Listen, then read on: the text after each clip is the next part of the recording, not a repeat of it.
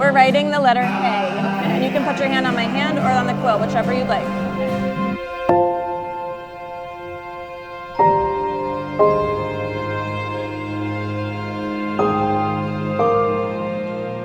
That kickoff day was one of the most spiritually grounding and elevating days of my life.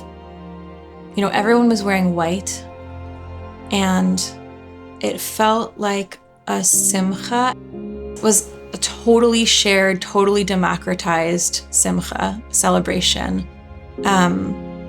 So each interaction for me felt like its own full simcha. And it was incredible, like how much energy I felt like I got from each person who came up. And somehow, magically, I felt just so grateful to be able to be there as a vessel to help bring people to the Torah.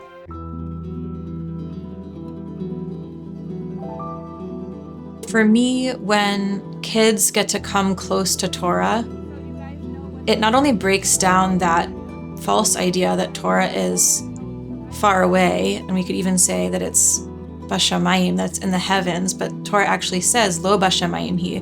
Torah is not in the heavens. It's actually in our hands and in our hearts to hold and to carry and to observe. So I think that when I see kids around, when I get to bring kids close to Torah, bring them around the Torah, I not only feel like I'm breaking down some false idea that we can't get close to Torah, but I also feel like we're actually living out Torah in one of the most beautiful ways possible. We were there, and then our children were there, and then our grandchildren were there, and it's our daughter-in-law who's doing the writing, but our grandchildren are also participating in the writing. And it was just very powerful, very beautiful. You know, the hope is that one day our grandchildren will actually do their bar mitzvah from the Torah scroll that their own mother created by hand.